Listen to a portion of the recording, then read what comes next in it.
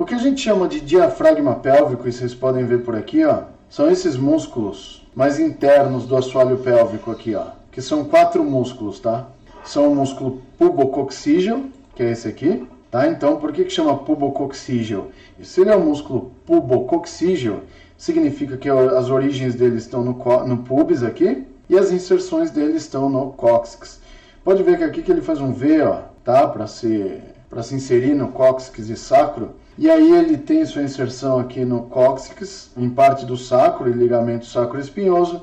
E aqui nesse ligamento, ó, tá vendo que tem um ligamento entre o cóccix e o pubococcígeo? Esse aqui é o ligamento anococcígeo. Beleza? Que ele é um ponto de sustentação importante do esfíncter anal externo aqui, ó. Vocês estão vendo ele aqui, ó. Se colocar o esfíncter anal externo, ó, você vê que é basicamente uma continuação dele ali, ó. Beleza? Então, esse ligamento anococcígeo é um ponto de fixação importante. Tem gente que acha que o cóccix não serve para nada, né? Mas olha que legal, ó. Aqui quando a gente estuda assoalho pélvico, a gente tem que saber que é o seguinte, quase todos os músculos do assoalho pélvico aqui, eles vão se ligar do pubis ou isquio até o cóccix. Então eles vão fazer um tipo de quadrado aqui nessa região, onde a parte mais posterior é o cóccix, a parte mais anterior é o pubis, e as partes mais laterais são basicamente a tuberosidade isquiática e as espinhas isquiáticas, beleza?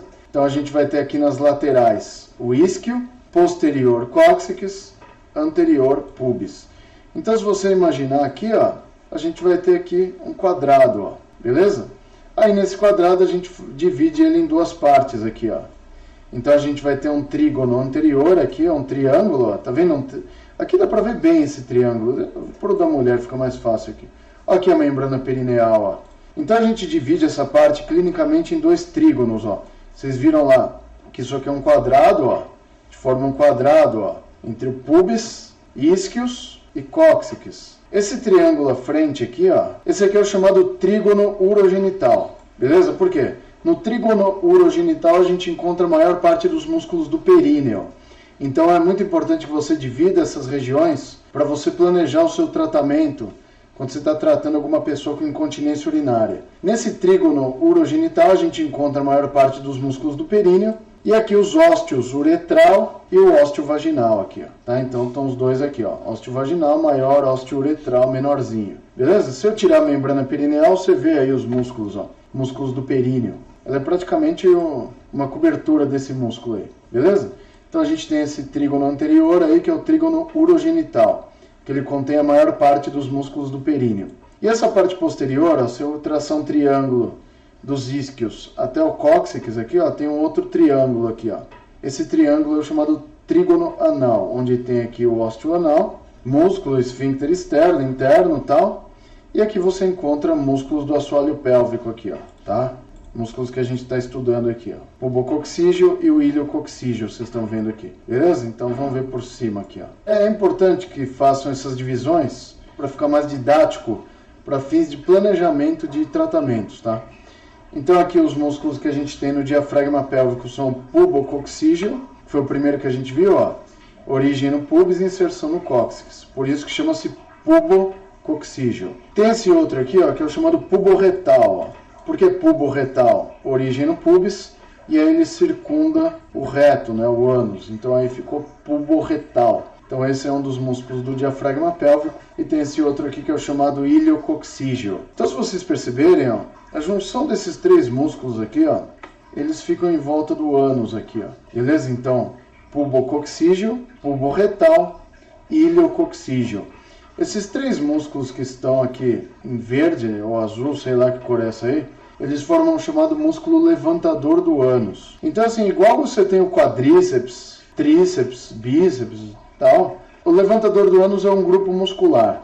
E é um grupo muscular formado por 3 músculos. Agora não erra, porque isso é questão de concurso, tá? Eu já vi o pessoal errar em concurso, errar feio, porque tem alguns concursos que é para trabalhar com saúde da mulher. Então, os temas em anatomia que mais caem em saúde da mulher são temas relacionados principalmente ao assoalho pélvico, incontinência urinária, esse tipo de coisa. E uma pergunta muito frequente nesse tipo de concurso é assim: quais são os músculos que pertencem ao levantador do ânus? Aí a resposta correta é pubococcígeo, puborretal e iliococcígeo. Por quê? Porque tem um outro músculo aqui nessa parte mais posterior e superior do assoalho pélvico, que é esse aqui, ó. Esse músculo aqui, ó, é chamado músculo coccígeo ou músculo isquiococcígeo. Olha lá, por trás, ó. Então você pode chamar dessas duas formas, ou isquiococcígeo ou somente músculo coccígeo. Esse músculo isquiococcígeo, ele não pertence ao músculo levantador do ânus, tá? Então isso é muito importante. Então aqui no assoalho pélvico, que a gente chama de diafragma pélvico, a gente tem 4 músculos, sendo que 3 pertencem ao levantador do ânus, ou seja, o pubococcígeo, o puborretal e o iliococcígeo. Então isso que vocês estão vendo aqui, ó, o conjunto é o levantador do ânus. Se você estudá-los separados, quem são eles? O pubococcígeo, o puborretal e o iliococcígeo, beleza? O de trás aqui, ó, o isquiococcígeo, não pertence ao levantador do ânus, porque vocês podem ver que ele não tem relação nenhuma com o ânus, ó. E ele vai ser um reforço posterior do assoalho pélvico, tá? Então a função dele é ser um reforço posterior do assoalho pélvico. Vocês estão vendo aqui a face endopélvica aqui, ó, que é isso aqui. E ele tem também um outro reforço posterior, que é o ligamento sacroespinhoso, que é esse aqui, ó. Tá? Então aqui na parte posterior do assoalho pélvico, vocês podem perceber que tem reforços aqui, ó. Então esses 3 reforços são importantíssimos. E aí aqui em cima, vocês vão tendo o músculo piriforme, mas o piriforme, ele não é um reforço do assoalho pélvico, tá? Então você vê que essa cavidade aqui, ela é praticamente toda fechada, tá? Mas quem dá o reforço mesmo do assoalho são a face endopélvica, o músculo isquiococcígeo e o ligamento sacroespinhoso, tá? Então são os reforços aqui. Então é legal você ver aqui a relação que o piriforme tem com essas estruturas aqui. É legal a gente olhar por dentro também. Vamos colocar o obturador interno, vai? Olha lá o músculo obturador interno aqui. Então vocês veem que essa cavidade aqui, o anel pélvico, ele fica praticamente totalmente fechado por músculos e fáscias nessa região aqui, ó. Ah, Rogério, mas tem uns buracos aqui, né? Tem porque tem que ter a passagem dos nervos, né, filho? Tá? Então é importante que tenha esses vãos, né, esses recessos entre os músculos, porque senão a inervação não ia conseguir atravessar da pelve para o membro inferior, beleza?